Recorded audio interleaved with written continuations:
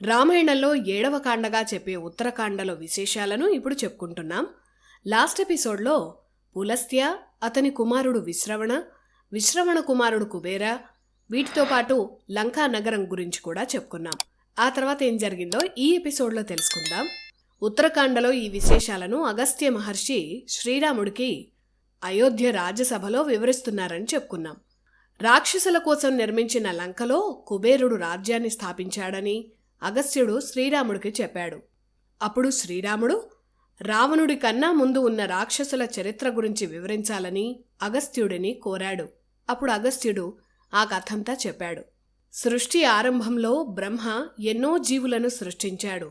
వాటిలో కొందరు జీవులకు తామెందుకు జన్మించామో అర్థం కాలేదు.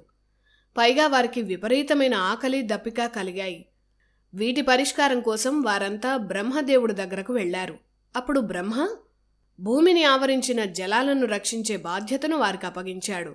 వారిలో కొందరు జలాలను రక్షిస్తామన్నారు, ఇంకొందరు తాము జలాలను పూజిస్తామన్నారు. అప్పుడు బ్రహ్మ జలాలను రక్షిస్తామనే వారిని రాక్షస జాతిగా అభివృద్ధి చెందుతారని దీవించాడు. జలాలను పూజిస్తామనే వారిని యక్షజాతి అవుతారని అన్నాడు. అలా రాక్షస, యక్ష జాతులు వచ్చాయి. ఆ రాక్షసులలో భూమి మీద 2 సోదరులు ప్రఖ్యాతి చెందారు. వారి పేర్లే హేతి, ప్రహేతి. వీరిలో 2వ వాడైన ప్రహేతి గొప్ప భక్తుడు, ఋషి. పెద్దవాడైన హేతి వివాహం చేసుకొని తన వంశాన్ని శక్తివంతమైన జాతిగా వృద్ధి చేయాలని అనుకున్నాడు. యమధర్మరాజు సోదరి పేరు భయ. ఆమెను హేతి వివాహం చేసుకున్నాడు. వారిద్దరి కుమారుడు విద్యుత్కేశుడు. హేతి, విద్యుత్కేశుడు వీరిద్దరి వల్ల రాక్షస జాతి విస్తరించింది, శక్తివంతంగా మారింది. విద్యుత్కేశుడి భార్య సాలం కటంకట. ఆమె యక్షజాతిలో శక్తివంతురాలైన సంధ్య కుమార్తె. విద్యుత్కేశ అతని భార్య సాలకటంకట శక్తివంతుడైన కుమారుడు కోసం పార్వతీ పరమేశ్వరుల కోసం తపస్సు చేశారు. ఆ తపస్సు ఫలితంగా సుకేశ అనే రాక్షస బాలుడు జన్మించాడు. అప్పుడే పార్వతీదేవి రాక్షస స్త్రీలకు ఒక వరం ఇచ్చింది. రాక్షస స్త్రీకి జన్మించిన బిడ్డలు పుట్టిన వెంటనే పెరిగి పెద్దవారయ్యేలా వరమిచ్చింది. ఆ వరం వల్ల సుకేశుడు పుట్టగానే యుక్త వయస్కుడయ్యాడు. రాక్షస జాతిలో సుకేశుడు తిరుగులేని శక్తివంతుడయ్యాడు. అతన్ని గంధర్వులు కూడా గౌరవించేవారు. పైగా సుకేశుడు గొప్ప ఈశ్వర భక్తుడు, తాపసి. ఎలాంటి క్రూరత్వం లేకుండా శాంతంగా ఉండేవాడు. పైగా తపస్సు చేసి సకల సంపదలను, శక్తులను సుకేశుడు పొందాడు. సుకేశుడి వ్యక్తిత్వం చూసి గంధర్వుల్లో గొప్పవాడైన గ్రామణి అనే గంధర్వుడు స్నేహం చేశాడు.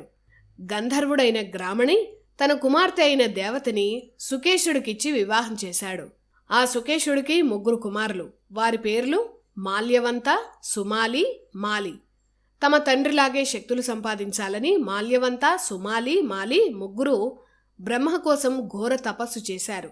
వారి తపస్సుకి బ్రహ్మ మెచ్చాడు. వరం కోరుకోమన్నాడు. అప్పుడు వారు ముగ్గురు ఇలా కోరుకున్నారు: మా ముగ్గురు ముందు ఎలాంటి శత్రువైనా ఓడిపోవాలి. మాకు ఓటమే ఉండకూడదు. అత్యధిక సామర్థ్యంతో, దీర్ఘాయువుతో ముగ్గురం జీవించాలి. ఆ వరాన్ని అలా వారు ముగ్గురు కోరుకున్నారు. తథాస్తు అంటూ బ్రహ్మ ఆ వరాలను ఇచ్చాడు. ఓటమి లేని వరం పొందారు కాబట్టి అప్పటి వరకు శాంతంగానే ఉన్న రాక్షస జాతిలో మాల్యవంత, సుమాలి, మాలి కాలం నాటికి అహంకారం పెరిగింది. అది క్రూర స్వభావంగా మారింది. ఆధిపత్య దాహంతో కనిపించిన చిన్న చిన్న ఊళ్లను, అడవులను, రాజ్యాలను ఆక్రమించటం వారు మొదలుపెట్టారు. దేవతలను కూడా ఈ ముగ్గురు ఓడించారు. ఋషులను బాధ పెట్టడం మొదలుపెట్టారు. మాల్యవంత, సుమాలి, మాలి ఈ ముగ్గురిని ఎలా ఓడించాలో దేవతలకు అర్థం కాలేదు. ఆ తర్వాత ఈ ముగ్గురు విశ్వకర్మను ఆహ్వానించారు. ఈ సృష్టిలో ఎక్కడా లేని విధంగా ఒక అద్భుతమైన నగరాన్ని నిర్మించివ్వాలని మాల్యవంత, సుమాలి, మాలి విశ్వకర్మను కోరారు. అప్పుడు విశ్వకర్మ వారితో ఇలా అన్నాడు: రాక్షస సోదరులారా, దక్షిణ సముద్ర తీరంలో త్రికూట, సువేల అనే గొప్ప పర్వతాలున్నాయి. ఒకప్పుడు దేవేంద్రుడి కోసం నేను ఆ పర్వతాల మధ్య 30 యోజనాల వెడల్పు, 100 యోజనాల పొడవున్న లంకాపురాన్ని నిర్మించాను. ఆ రాజ్యంలో అడుగడుగునా బంగారు తాపడాలతో ఉన్న భవనాలు కనిపిస్తాయి. ఆ నగరాన్ని మీరు పాలించుకోండి అని విశ్వకర్మ మాల్యవంత, సుమాలి, మాలి రాక్షస సోదరులకు చెప్పాడు. యోజనం అంటే సుమారు 13 కిలోమీటర్లు, 100 యోజనాలు అంటే సుమారు 1300 చదరపు కిలోమీటర్లు. అంత పెద్ద రాజ్యం లంక. ఒక చిన్న దేశం అంత ఉంటుంది. సముద్ర మధ్యలో ఉన్న దీవి రాజ్యం లంక. సముద్రం దాటి ఆ రాజ్యాన్ని శత్రువులెవరూ ఆక్రమించలేరు. కనుక రాక్షస రాజ్యాన్ని మాల్యవంత, సుమాలి, మాలి అక్కడ ఏర్పరచుకున్నారు. తమ లక్షలాది మంది రాక్షస వీరులు వారి ప్రజలతో అంతా లంకా దేశానికి చేరుకున్నారు. అలా మాల్యవంత, సుమాలి, మాలి బంగారు లంకకు అధిపతులయ్యారు. అమిత ధనవంతులయ్యారు. వీరి ముగ్గురికి వివాహాలయ్యాయి. 3 గంధర్వ స్త్రీలు వీరికి భార్యలయ్యారు. మాల్యవంతుడి భార్య పేరు సుందరి. మాల్యవంతుడికి 7 కుమారులు, 1 కుమార్తె.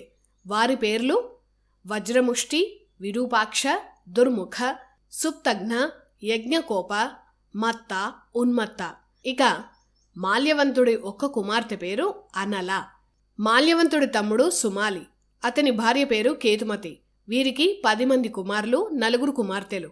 వారి పేర్లు ప్రహస్త, అకంపన, వికట, కాళికాముఖ, ధూమ్రాక్ష, దండ, సుపార్శ్వ, సంహ్రాతి, ప్రఘస, భాసకర్ణ. ఈ 10 మంది సుమాలి కుమారులు. ఇక సుమాలికి 4 కుమార్తెలు. వారు రాక, పుష్పోత్కట, కైకసి, కుంభినసి. ఇక మాల్యవంత, సుమాలి సోదరుడు మాలి. ఈ మాలి భార్య పేరు వసుధ. వీరికి 4 కుమారులు. వారు అనల, అనిల, హర, సంపాతి. వీరు 4 ధర్మబద్ధంగా జీవించారు. వీరే విభీషణుడికి మిత్రులు, అతని మంత్రులు. విభీషణుడు శ్రీరాముణ్ణి ధనుష్కోటిలో శరణు వేడినప్పుడు అతనితో పాటు ఈ మాలి కుమారులు కూడా రామదండులో చేరారు.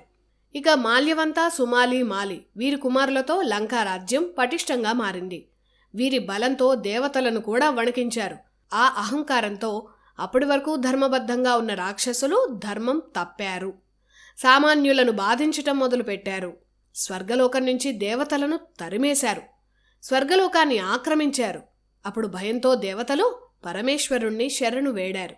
అయితే సుకేశుడు జన్మించినప్పుడు పార్వతీ పరమేశ్వర్లే అతనికి వరం ఇచ్చారు. అందువల్ల సుకేశుడి సంతానాన్ని తాను సంహరించలేనని ఈశ్వరుడు చెప్పాడు. విష్ణువును ప్రార్థించాలని మహాదేవుడు దేవతలకు చెప్పాడు. అప్పుడు దేవతలంతా వైకుంఠానికి వెళ్లారు. సుకేశుడు, అతని కుమారుల రాక్షస సైన్యం సృష్టించిన బీభత్సాన్ని దేవతలు విష్ణువుకి చెప్పారు. ఈ విషయం సుకేశుడికి, మాల్యవంతుడి సోదరులకు తెలిసింది.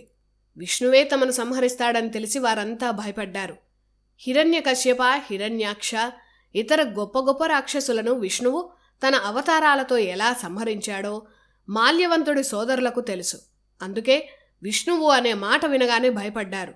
దీనంతటికీ కారణం దేవతలే అని మాల్యవంత, సుమాలి, మాలి తమ రాక్షస సైన్యంతో దేవతలపై దండెత్తారు. అప్పుడు దేవతలను రక్షించేందుకు విష్ణువు యుద్ధానికి వచ్చాడు.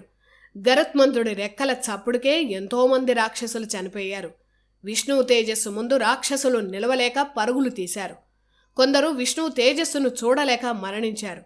యుద్ధంలో విష్ణువు తన సుదర్శన చక్రంతో మాలిని సంహరించాడు. అది చూసి రాక్షస సైన్యం వణికిపోయింది.